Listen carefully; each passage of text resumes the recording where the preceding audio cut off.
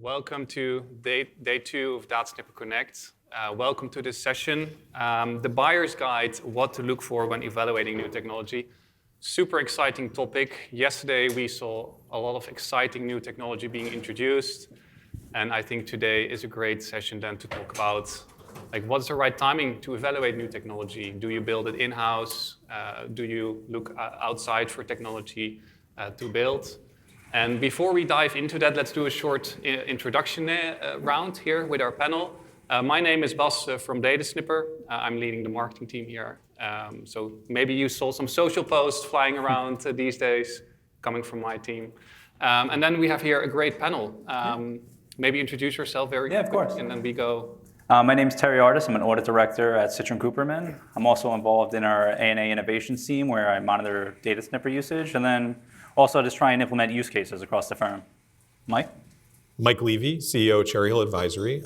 Very involved with the Institute of Internal Auditors as well, past chair of their North American board. And at the firm, we focus on internal audit, co-sourcing and outsourcing, as well as a lot of technology implementations. And I'm Connor Buckley. I'm an account manager at DataSnipper. I work with our customers in the Western Hemisphere, helping them evaluate our different technologies. Super biased. I will try and stay impartial.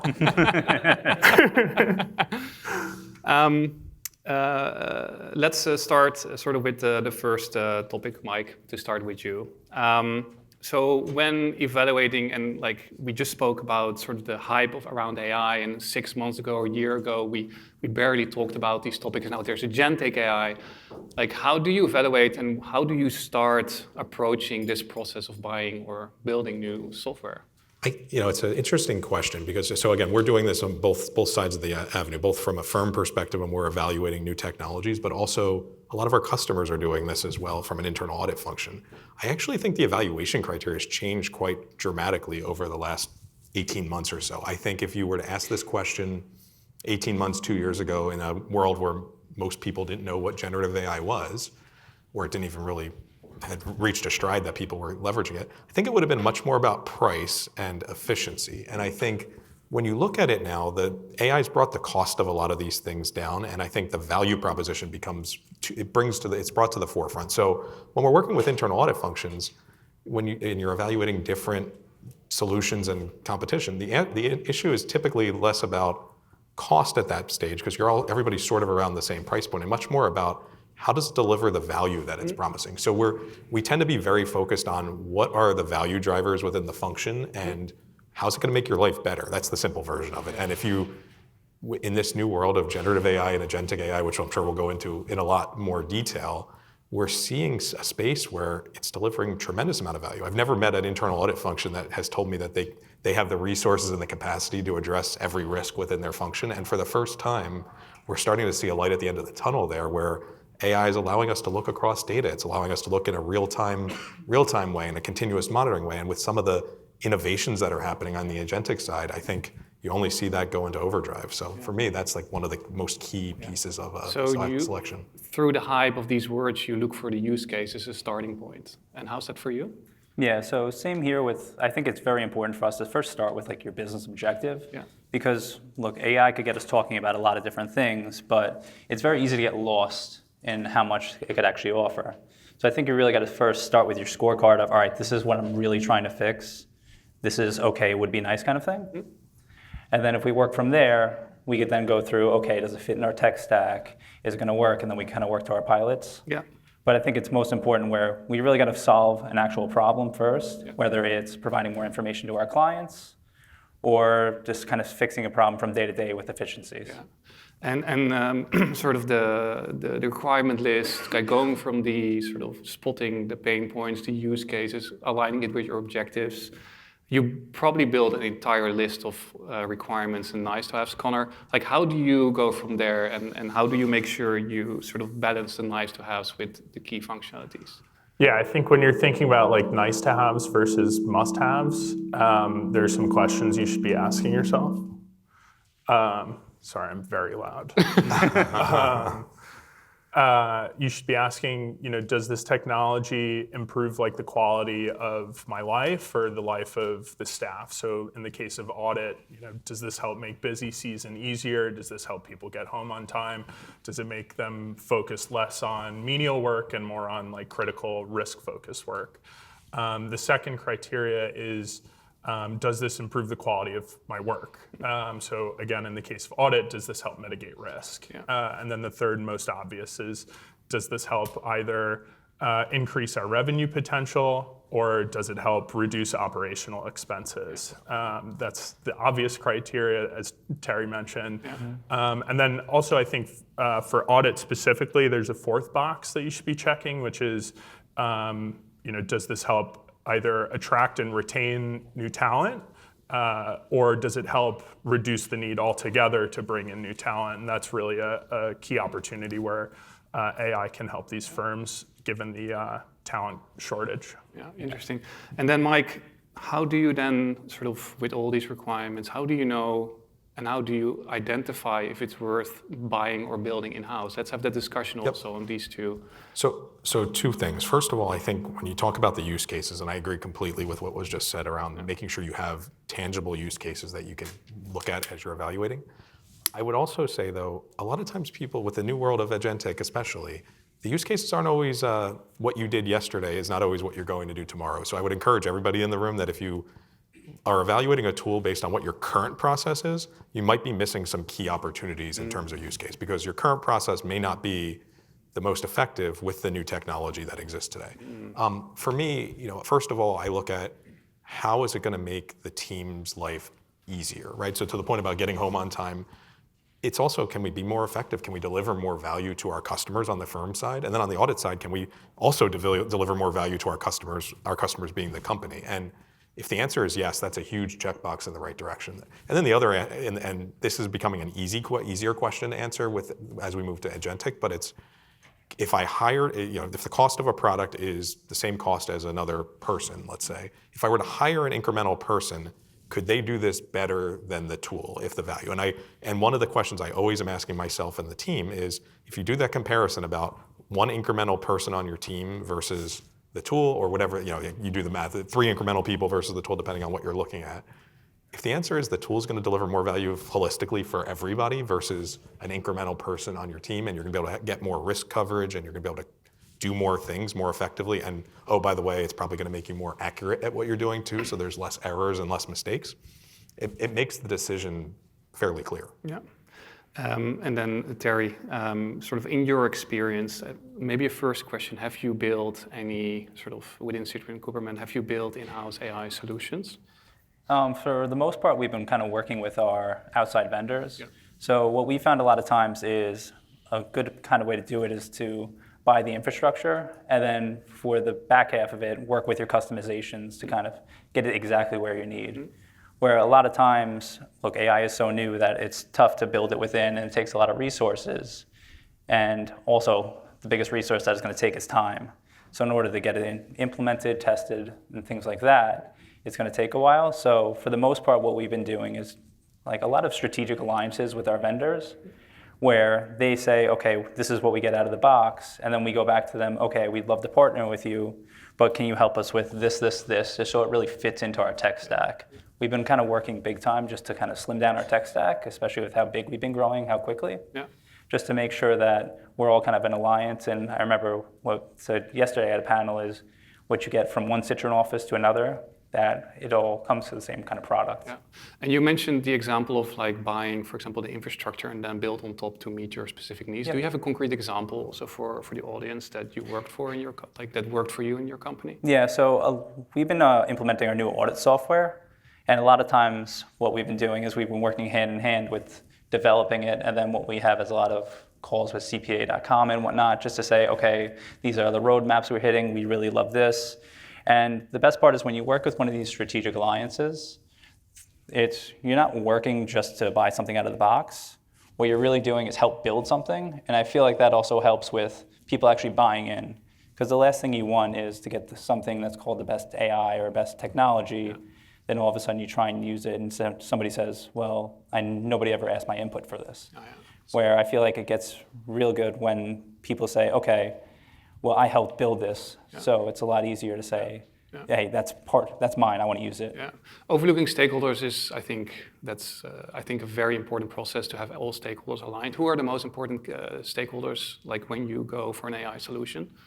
I think for us, it goes down to the staff, really, for me, just because I'm an audit director, so most of my people are the ones that are actually either showing me this stuff, and honestly, a lot of them learned a lot about this in college, that a lot of the staff told me about AI, and I was like, oh, okay, whatever, AI is just, it's a buzzword. And then all of a sudden, once I started using it, I'm like, oh, this is fantastic. Why haven't I been using this for the past 6 months, kind of thing? Where there's a lot to learn from them of just, like, once they tell you, okay, try it, give it a try. And I think that's kind of the best review you could get from something is when somebody's in the office and they go, hey, come to my desk, check this out. And then it's really just, I give that like over an email blast, over a sales pitch of, if somebody says, hey, this is what worked, check this out, this could save you a bunch of time or make your life easier. I think that's kind of the best use.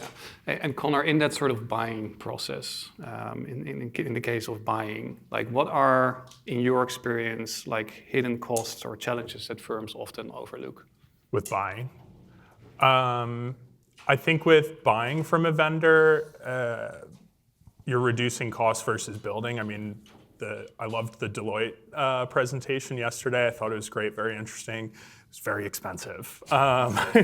They've been doing it for 10 years and have spent $1 billion building this AI tool. I'm happy to charge you that much, but DataSnipper does not cost $1 billion. So that's an opportunity to leverage buying.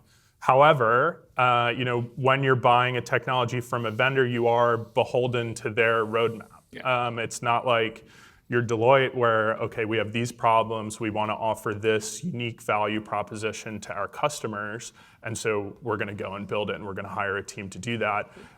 Instead, it's, okay, what's DataSnipper's engineering team doing in Amsterdam? Is that aligned with our needs? The good news is it's easier to change a vendor than it is to let go of a massive team of in-house product development.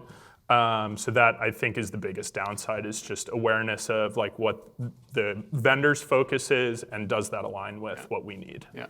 Hey, and Connor, of course you talk with a lot of customers and potential new customers. In having those conversations with them and looking at new software, what are sort of the top three things you see them struggle the most with in making a decision in buying software? I think there's a lot of like skepticism around AI and like analysis paralysis that's happening. I mean, we launched DocuMine earlier in the year, which is a Gen AI tool, and already within the same year, we're moving on to agentic AI. So I think there are some firms who are playing sit and wait, and I liked Lexi's, she was quoting someone else, but I liked her quote of, it's like driving in the fog. You don't want to stop altogether, but you still need to go. So I think that's really the biggest roadblock people are having is, okay, well, if I adopt this tool, then it's already going to be outdated. But that's really the advantage of buying versus building is, the vendor ideally is very focused on continuing to iterate and evolve their product, as opposed to, okay, we're going to hire 100 people to build this thing that's going to be dead on arrival. And Mike, you advise a lot of your customers and clients. Do you see that skepticism around AI as well when you talk with your customers? Yeah, it's funny. It's changed a lot over the last couple of years. So I think I could tell you, again, going back 18 months ago even, I've had multiple, not even an internal audit, but heads of IT when you're doing, because we do some co-sourced engagements and whatnot. AI is just another buzzword. It's one of those things everybody's talking about. And again, if we were up here 5 years ago, we were probably talking about robotic process automation, and there's certain things there were more buzzword type things. AI has been around forever. This is generative AI we're talking about, and this does not feel like a buzzword to me. So I would tell you that skepticism has changed dramatically. Now, the other thing that has changed over the last 18 months in terms of like the build versus buy into that concept is you had a lot of, especially the larger organizations, that were very focused on the build because they were concerned about security as it related to generative AI. That has changed dramatically over the last 18 months for the precise reason that you had just stated, Connor, because ultimately you can't keep up. I would just say always recommend that you do not build it yourself, especially in the AI world, because it is even if you're using some of the bigger name vendors, whether it's OpenAI, whether it's Anthropic, whether it's Microsoft, Copilot, they like keep like outpacing each other even on a monthly basis. So I mean, anybody that's trying to build like their own large language model and study, I mean, what I'm seeing is more like use cases built on top of an existing platform or fine tuning exists. So I'm almost always recommending that they're looking to platforms and products that will fit their needs and solutions rather than trying to build it themselves in-house, because a perfect example was yesterday and how much time and cost it takes just to have something that works not nearly as good. And then the auditor in me, you get concerned about security and risk on the other side, because the moment you deploy something internally that is not as good as what's in the marketplace, what happens? You have people go out on their phone, they download something that you can't control and you don't have the security of, and you've actually created a whole host of other shadow IT type risks that you have to manage too. Yeah, and Terry, sort of we talked about build versus buy and starting all the way from identifying the challenges and the use cases. We talked about stakeholders and who to onboard in that process. How do you convince leadership in sort of getting the funding or in buying software or building? Like, how do you prove the ROI? How do you build that business case? Yeah, so I think it's very easy to just say, we want AI, and then it's easy for them to shut it down. So I think first thing, you got to start with some just small wins, things that are easy to show. Like, I was talking to Justin yesterday about agentic AI, and he goes, look, this just did a bank rec for you. Something quick, easy, that you could say, hey, we saved this much hours times the billing rate, and really how much we save it. Yeah. And I think it's funny because for this, usually I feel like leaders are trying to push change down, where I feel like a lot of this is the younger generation, the staff, trying to push it up. Yeah. So I think it's very important that the more information that we get, the more that we kind of look at this kind of stuff, just the staff have to really be the ones kind of pushing it to say, okay, nobody goes home and brags that you vouched 1,000 invoices, but if you say, hey, I hit a button and it did my job for me in 5 minutes, rather than the person at another firm saying, hey, like I spent 4 days doing this. Yeah. Like that's how I feel like what Lexi said yesterday of maybe you should find a different firm or maybe you should look around, just because at that point, nope, like it goes back to the quality of life of the staff. So I think really it's for us is just one, building, making sure that the stakeholders buy in first, because that's kind of, if you don't get your stakeholders to buy in, I feel like that's the biggest thing, because then leadership will make either a budget line or make a large purchase. And I think the worst thing you could possibly do is make a large purchase and then nobody actually buys into it. No adoption. And then I think that's, at that point, you might as well just not spend the money. Yeah. And Connor, sort of what is your perspective of this? Of course, you also talk a lot with customers here. And how do you work with them proving this? Yeah, I think I loved the example of like finding the small wins. It's really important to have an idea of like, what are the problems that we have? What are the bottlenecks that we have? Really, like what things can be solved with intelligent automation, and it's really important to use that as your North Star. I think Vidya quoted an MIT study yesterday in her keynote that 95% of companies who have adopted AI tools are saying that they haven't found a positive ROI. And I think the reason for that is people were very quick to adopt like general purpose AI tools. They were saying, okay, AI is here, we need to adopt AI, let's buy AI. So they have ChatGPT and Copilot and all these other things, which are great, but they didn't figure out first why they needed to buy it. So it's really important to understand why do we need this tool? If we buy this tool, here's how much it costs, here's how much it'll save us, here's how much it'll improve people's quality of life, and really have a firm understanding of why you're buying the tool. And Mike, do you see the same trend, for example, when you talk to internal audit teams, for example, what's happening there? Yeah, just like anything, and I don't think it's actually an AI problem, but to this point, I mean, anytime you're making a change, it's all about people, process, and technology. So one can't live without the other. I think generative AI certainly helps us do a lot of things, but if you don't change your process, if you haven't trained your people, if you haven't really defined what success looks like, no matter what technology you put in place or how much you pay for a subscription or how amazing it is, if no one uses it, it's not going to deliver any value to the company. So I also agree that like a small, quick, easy win is really important. And whether you do that via proof of concept, whether you do it through a pilot, whether you do it through documentation of the before versus the after, because that's a big way I'm seeing people demonstrate the ROI so that they can get the approval for it, is saying, using a very simple example of vouching invoices, right? In our current process, we're going to look at 25 of these 1,000 and get coverage. In a generative example, we're going to look at 100%, and all of a sudden you're going to see risks that didn't exist, and we likely are going to find some kind of issue or incident, and that by itself is going to cover the subscription fee plus any of the change management that might also exist. But again, I would just encourage everybody, no matter what solution you're looking at, people, process, and technology, otherwise success is limited. Yeah, and we spoke about if you do not start with a solid business case or the why behind adopting AI, generative AI, agentic AI, I mean, it's a risk if you don't start like that, you have no product adoption. What are other risks you see sort of in that process?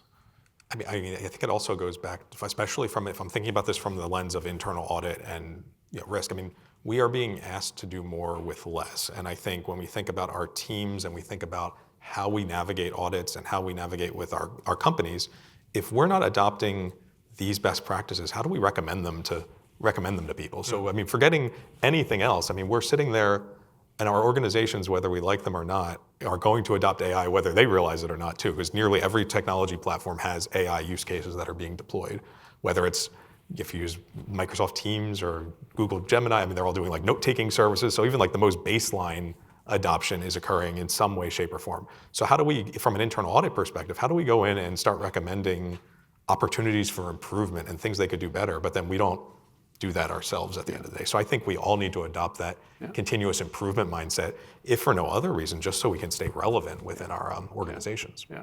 And how is your firm sort of dealing with the risks, and what do you see as the top risks in adopting this? So I think I want to say the scariest one is kind of the rules, regulations, standards, and whatnot. Because like we've said before, like those are the guardrails that really have to keep us in. And the biggest thing for us is we're the trusted advisor, like what was said yesterday. So I think it's really important that, when we're talking to our clients about this kind of stuff, that we really need to make sure that whatever we're using, whether it's Copilot, OpenAI, or whatever it is, holds its client's data up to the standards that we really need. Yeah. And then also that we talk to the client to kind of explain to them kind of what's going on. Yeah. So I had one client where right before COVID, they had an outdated QuickBooks file from I want to say 2015. And one of the owners is the 70-year-old woman. We say, hey, we're gonna go online. It's gonna really help you when it comes to just like quality of life. You don't have to be in the office all the time. She goes, over my dead body, you're putting any of my stuff on the internet. 2 months later, COVID happened. It was the best thing we did for them. So I think a lot of times the change is kind of scary. But as long as one, we're those trusted advisors to our clients, and then two, we could actually show, okay, this is safe, we trust this, you trust us, so let's move forward, and we can kind of go with that. And this is, I think it's an interesting example of how sort of, in this case, the COVID era changed the way people look at adopting certain technology. If you look ahead in the next sort of 2 to 3 years, how do you think this process will change in looking in build versus buy? Yeah, so I think, like I said before, it's really you're going to buy the infrastructure and then customize it accordingly. A lot of our stuff too is, like Mike said, it's hard to keep up with all these changes, and especially we're in the business of audit tax consulting, where a lot of our stuff isn't really IT development and things like that. It's making sure that we could kind of bump up our core services. So with a lot of our stuff, we're going to look at, okay, if they're working this hard to set up this kind of complex, either large language model or things like that, we'll go to them, we'll basically review what they're doing, and then same thing of just kind of customize it to where we need it to be to kind of differentiate us. Yeah. And for you, Mike, what do you think will change in the next 2 to 3 years? It's hard to even predict, because if you look 2 years ago, we would never have expected to be where we are today. I think if you look at the big AI generalist companies, whether it's Meta, whether it's OpenAI, whether it's Anthropic, and I think when you look at those models and you're looking at how quickly they're evolving, I think we are going to be in a place where there's a more general level of intelligence that these tools happen. And and when we get to the agentic, right now we're thinking about a junior level auditor on the team that we can ask questions to use the words from yesterday. And I think we're probably not going to be at a junior level 2 years from now. And I think you're going to have some very sophisticated, very senior level people. And I think when you think about I say people, but artificial people ultimately that will be on the team that can function much like we can at the end of the day. I still think having a human in the loop and making sure that we have a finger on the pulse of what's happening becomes critically important. But right now, we deal a lot with AI hallucinations and especially in the general sort of ChatGPT type models. But I think you're going to see a lot less of that in the coming years. I think that's the thing that ultimately gets fixed a couple years from now. Yeah. And then I think ultimately, we're at a place where we truly can harness some of the power of this and really advance to the next step. Yeah, I think it's going to be really big, honestly, for just risk analysis with anomaly detections and stuff like that, Absolutely. where we're already starting to see that. But I feel like a lot of what the pushback that we get is, okay, well, why is it calling so much an anomaly? Where if it really starts to hone in, it's going to be a super powerful tool. Yeah. Yeah. And Connor, how will it change in the next 2 to 3 years, how you work with clients and talk about software? Yeah, I agree with Mike that it's like pretty difficult to speculate on what the technology landscape's going to look like in 2 to 3 years. But I think like what I can say with confidence is the thing that's going to shape like the build buy discussion is private equity. I think you're seeing like a massive influx of private equity funding in the audit and finance space. I mean, if you look at Citrin Cooperman for an example, and the purpose of private equity is to find the cost centers and reduce the cost, and to find the profit centers and expand the profit, as opposed to venture capital. DataSnipper has venture capital funding. We were 3 guys in Amsterdam who had an idea for a company, and someone said, okay, here's money, grow your company. Yeah. Instead, private equity is taking a company that's established and saying, we need to widen these margins. Yeah.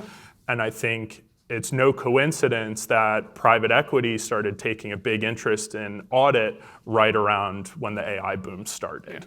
Yeah. And the reason for that is that AI is making it possible, despite talent shortages, to bring in more revenue, to book more business, to make work easier. So I think private equity is really, you're going to just see more funding come in, and you're going to see them drive purchasing decisions versus building decisions. No private equity firm is going to say, we should hire a product team and create a startup and develop this proprietary technology. They're going to say, here's 10 technology vendors, pick one. Yeah, yeah. Before we go into an FAQ session with the panel, and you can ask any questions you have around this topic, one final question for each of you on what would be sort of one advice you have for your own firm or for the audience in sort of this build and buy discussion? I think it's important, just AI is here at this point, and I think you need to use it to elevate your people, because if not, 1, you're going to be left in the dust, but if 2, then your people aren't going to also be there, just because they're going to be looking forward to something that's going to make their lives easier. Because what we've been saying is, do less with more. If you don't have that AI, then you're just going to be manually doing it. So I think it's just really important to get on board.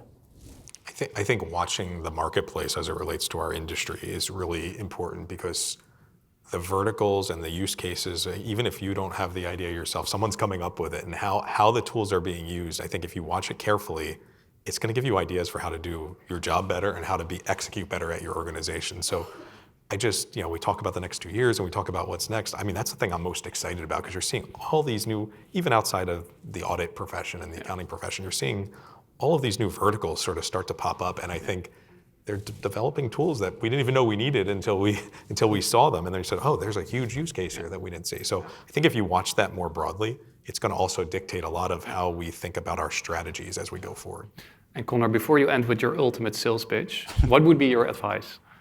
516-993-8210, give me a call. Any questions from the audience for the panel? I think maybe we have a microphone that we can move around. Just raise your hands, in the back. So, is this on? One of my questions, I guess, is we keep talking about anomaly detection, and what does that look like, and how is that defined to be able to detect those anomalies? I think, Terry, you mentioned this. Yeah, so we actually have software that we will use for a journal entry type testing kind of thing, or what we're doing more is the more years you put in, the better it gets.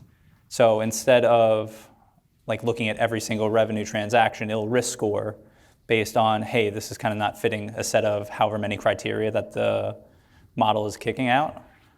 And so it'll actually say, okay, all these other ones seem normal, but these ones are ones that are high risk kind of are entries, so you should really look at that. Same thing with like journal entry testing, where based on whatever criteria it kicks out, these are what your selection should be.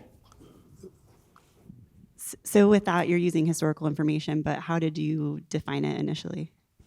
Or were you not able to honestly, without that's historical data.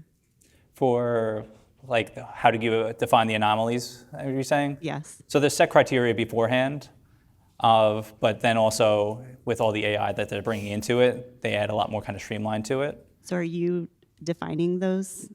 Yeah, there's certain criteria. So like for my certain client, if I don't think that one of the criteria isn't being met, you can unclick that kind of thing. Okay, thank you.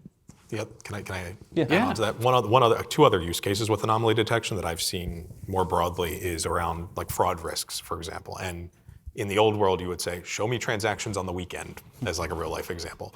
And in the new world, there's some fraud risk that's using AI for anomaly detection that's actually saying, show me unusual transactions for this vendor or unusual velocity, where it's looking at invoice analysis and saying, well, this year you've always had invoices from this one geography, and all of a sudden there's one at that geography. So it's looking for things that are unusual as well. That's also existing in like the IT cybersecurity space as well, because ultimately, I like the background music. It's very dramatic. I know. We should be at the party. As I'm talking about the cyber risk, the anomaly detection is becoming really important there too, because ultimately most attacks are not happening through like a virus on a computer anymore. It's lateral movement with credentials and things like that. So again, a lot of like next-gen antivirus, for example, is using AI for anomaly detection that's looking for unusual patterns of behavior, and it's doing that in a more automated way because of AI. Cool. Yep. There are a couple of questions here in the middle.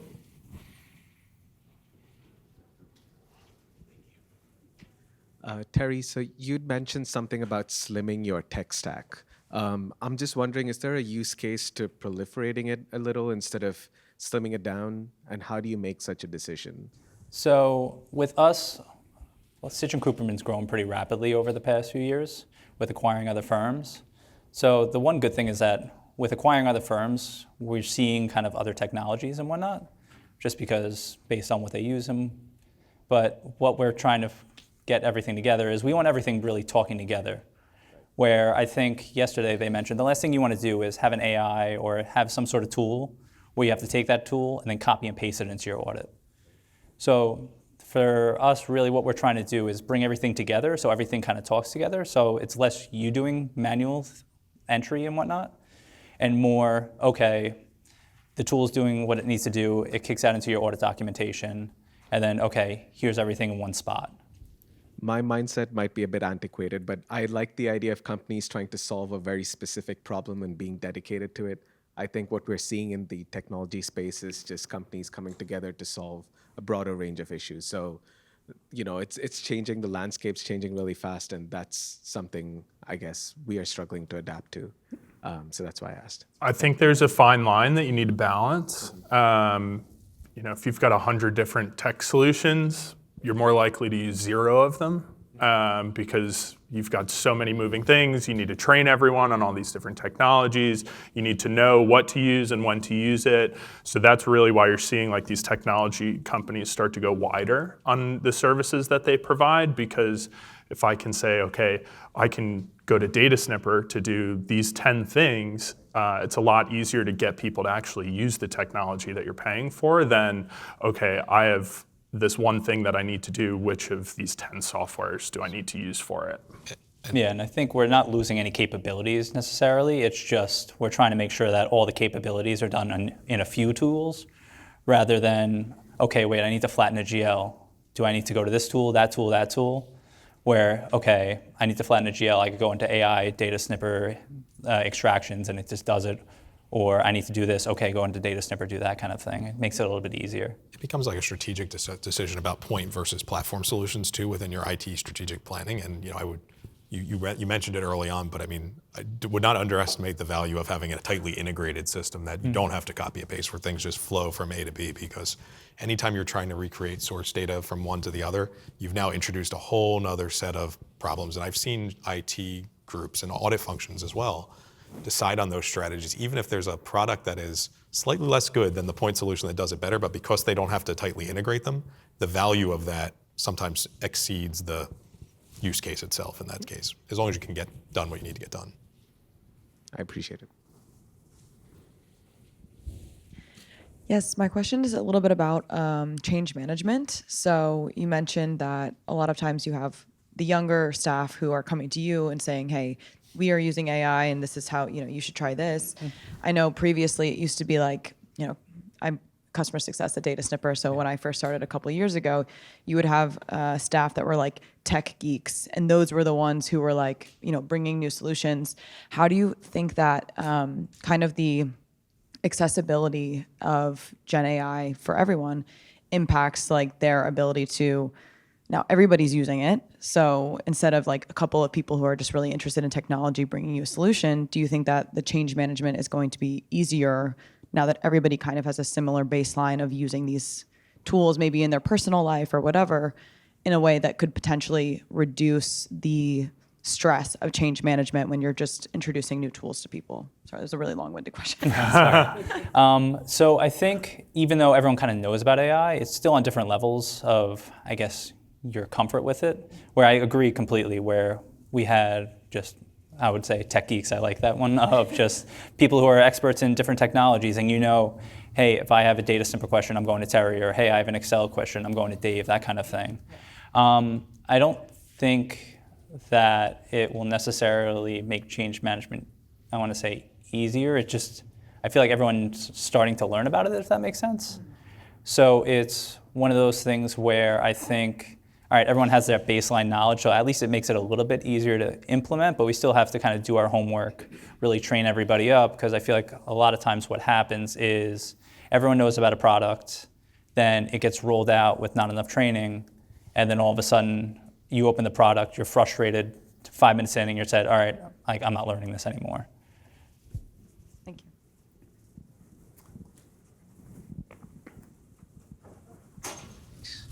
you.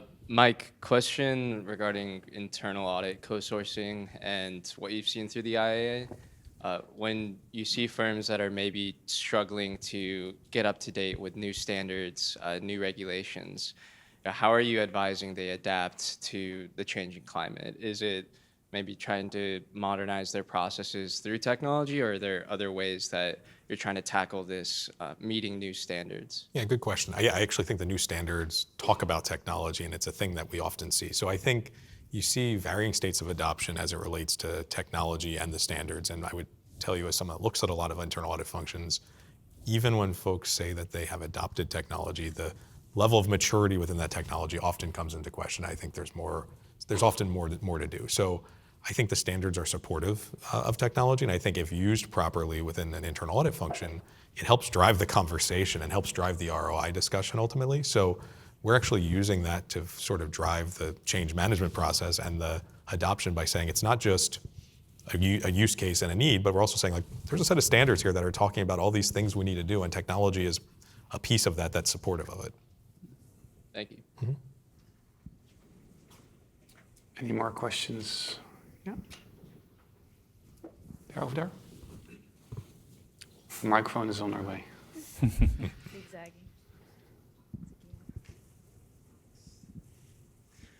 I work in external audit, so I identify with a lot of what we've been talking about. My question's more on the adoption side of all of this. So I think Terry said earlier, it feels like we have these kind of ever-expanding tech stacks, and we're kind of adding things on top of each other. So I think when that happens, sometimes we show the staff these things, and everybody thinks it's great, and we can use it on all these things, and then it's the second week of February, and everyone's like, I don't have time to learn that, and they just do it the old way.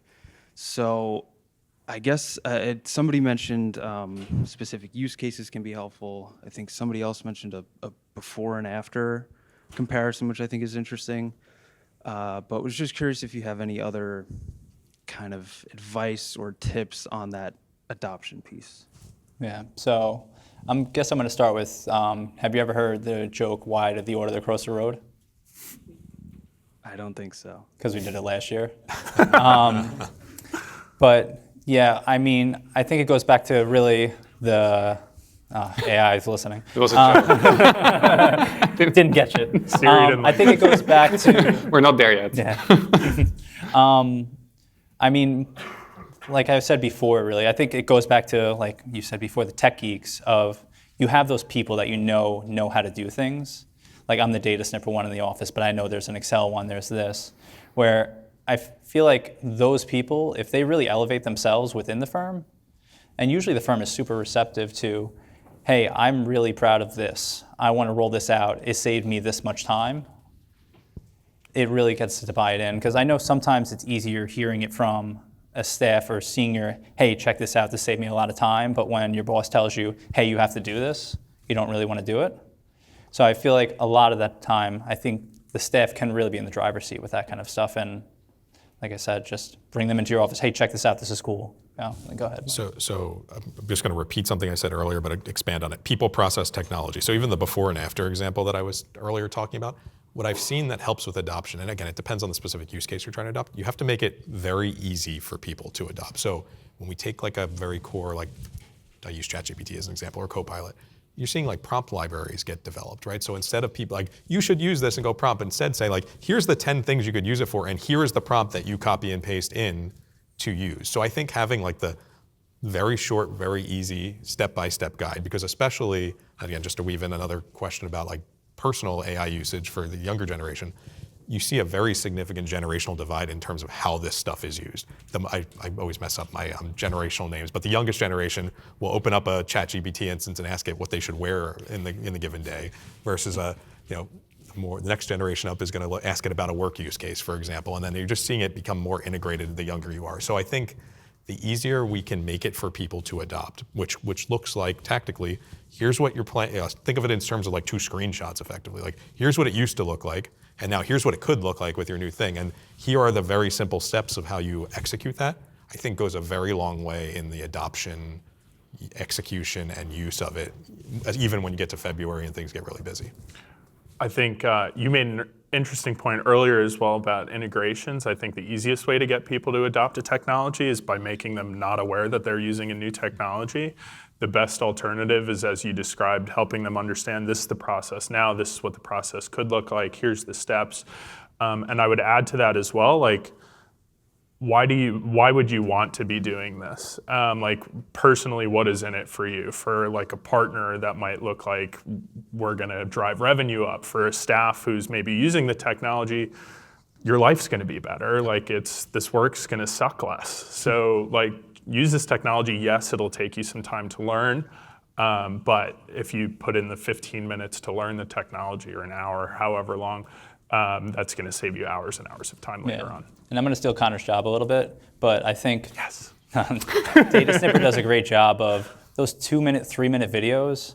Because when I open a new technology and it's a 45-minute video, I'm like, you got to be kidding. Or 45-minute panel. Yeah, it's when you open that up and it's a quick, easy, all right, this is what you do, 1, 2, 3. Because that's what I feel like, at least my generation, is the kind of instant gratification of open it, all right, I know how to do this now. I don't have to sit here and learn a bunch of stuff. And it kind of keeps it kind of simple. All right, thank you. Any more questions in the room? Yep, there's one here in the front. I like that no one's shy. This is good. I like it. So I think it's interesting right now, and you guys are commenting about the whole landscape. I feel there's also, and I think this was touched upon at the first point of like the whole session, which is AI being kind of like a buzzword. So when evaluating, what points of consideration should be taken are not going like for a solution that can be as generic as a Copilot, as a ChatGPT, which is wonderful. It really blows your mind, especially if you're not the tech savvy or like very invested into that. And how or what would you choose in taking into consideration that can differentiate a solution that's crafted specifically for a use case or something that's not as generic? First and foremost, when you use a solution like a ChatGPT or a Copilot, there are things that it does really, really well. However, went back earlier to like the hallucination concept, and that is a huge risk when you are using them in an unstructured way, is that you will get a result and you will think that result is good. The result is sometimes good. The result is not always good. And you have to really be trained and sophisticated enough to detect that. Otherwise, it ends up somewhere that you don't want it to be. And I mean, you're also seeing cases where like you have AI talking to AI now unintentionally, because every staff person's like going in and having ChatGPT write their emails, and then the other person's having the email right back, and they're just having whole conversation. So when you get to like a solution that has a more specific purpose, it's executing on that purpose, and it's executing it well. And I think especially in a corporate environment, that is hugely important to the success or failure, to make sure not just that it's saving you time, but it's like, if it saves you time, but it's giving you inaccurate information, what's the point of it all? So I think the accuracy component comes into play, at least from my perspective. Yeah, I think, and DataSnipper and Microsoft had a call, I think maybe a month or so ago, about just how our work is really, there's zero failure because we're the trusted advisor. We can't mess up when it comes to audits, otherwise this whole thing blows to pieces. So they used an analogy of, it's like a self-driving car. The first self-driving car that crashes, all of a sudden, all of the confidence of this goes out the window and it loses all kind of headwind with it. But to go back to where I think it goes back to, really, you should be looking at your business objective, and maybe AI works, maybe it doesn't. Maybe you could just do an Excel macro and that's what you're really needing. Where I think getting your understanding of, all right, this is my business objective, this is what I need, and then looking at everything can kind of help you really analyze, all right, is an extra Excel kind of thing, is it going to get more DataSnipper items, is it another AI kind of solution? But I think you really just have to understand what you're looking for too first. And I also think it's important to understand how the technology works. To your point about hallucination, that's because like these GPT technologies, Gen AI, LLMs, those are making best guesses at what it thinks might be the correct answer based on what other people have said from whatever source of knowledge it's looked at. So like ChatGPT has scoured the whole internet, where somebody once said that 2 + 2 = 5. On Reddit. So, yeah, so that's why it'll give you a 5. So to plug DocuMine for a second, I am a salesperson. We use that type of technology, but also we've set up guardrails where we'll use the technology, but only reference the source documentation, what's been put into the system. So there are nuances with this technology, and it's really important that you find people that you trust to advise you on how they work and how they would apply to your business, as well as like what risks they might present. Cool. Thank you. Any final questions? No? Then thank you so much for attending this session. It was very insightful to talk about this. We have a QR code here on the screen where you can have a couple of questions for your CPE credits. Terry, Mike, and Connor, thank you so much for the discussion. And thank you for listening in.